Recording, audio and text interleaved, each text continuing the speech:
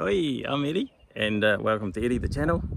I'm going to talk a bit quicker than I did before because I ran out of phone space. Okay, so I'm going to talk about this reservoir here. I'll show you. There we go. Beautiful reservoir. That's where all our water comes from for our town. So it must be pretty deep. Anyway, they put a couple of things into the water.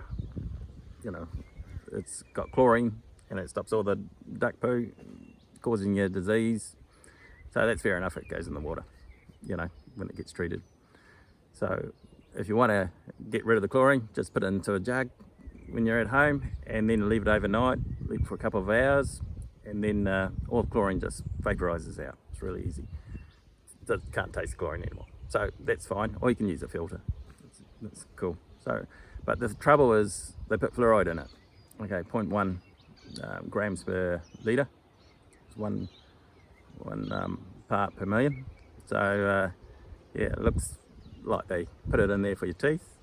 So teeth respond well when they, you know, they don't get cavities and that sort of thing. That's what it's there for. So, but it has a fluoride has a problem with it because it can cause bone brittleness. Might be linked to some sort of dementias and stuff like that, and in young kids it can cause slowness too. So yeah, maybe it's not as safe as we thought. Yeah, but anyway, you know, we progress, and with the progression we've come up with this hydroxyapatite, which you might have heard of, may not have. It was developed by NASA in the 70s, stop the astronauts having rotten teeth because the low gravity there, the bones sort of and teeth sort of get a bit less dense. So yeah, but with this hydroxyapatite, you know, it's got sold off as a you know, a patent. Now they produce it around the world, and it's an alternative to fluoride toothpaste. So problem with fluoride toothpaste is you also need good saliva. Older people don't have saliva as much, and you need to have a fair amount of calcium and phosphate in the saliva to mix with the fluoride to make fluoroapatite, which fills up the gaps, you know, on the surface of your teeth that are rotten. Well, not too rotten, just a little bit. So that's how fluoride works. And so hydroxyapatite is it's got calcium phosphate in there as well. So but it's got to be rod shaped, can't be needle shaped, and that's legislated, I think, for toothpaste. And then it's also got to be at 10% per volume of the final product. And yeah, so there was, yeah, it's the shape and the size. It's got to be in nanoparticle size, so you're looking at 20 to 50 nanometers.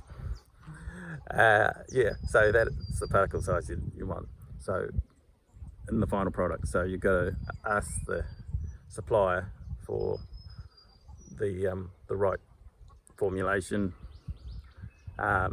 You've got to probably ring them up. It won't show you on the packet because it's unregulated. That's the problem. Governments need to get involved, make it safe. There was a thought that hydroxyapatite might get into the bloodstream because of the nanoparticles and cause calcification of the arteries. Yeah, I don't know about that. You might have to look that one up. But as far as I can tell, it's reasonably, I don't know. Yeah, I'll leave it up to you to find out. And that's the best way to do it. So yeah, this hydroxyapatite, you know, will repair deeper problems in your teeth. Well, it won't replace your whole tooth, of course, or half a tooth. It'll just, you know, if you've got I think it works in about 3 weeks, it'll start working. And then, yeah, so, yeah, there's a bit of concern because it hasn't been used much in the past. Everyone's been a bit slack and getting on with it, starting to use it. So we don't really know the long-term effects of using this stuff. But hydroxyapatite is what your tooth is actually made out of, also your bones. So it's sort of more of a natural thing. It works more, it works better, I mean, and it doesn't have those side effects of fluoride, and I hope it doesn't have the same effects of, you know, have that effect of having problems of the arteries. But I'm not too sure on that. So that's probably a major one to work through. But yeah, anyway, obviously fluoride has its problems. So maybe you might want to do half fluoride toothpaste, half, you know, the hydroxyapatite toothpaste.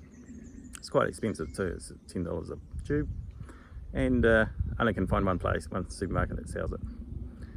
So yeah, it's coming out, and people will be more aware of it.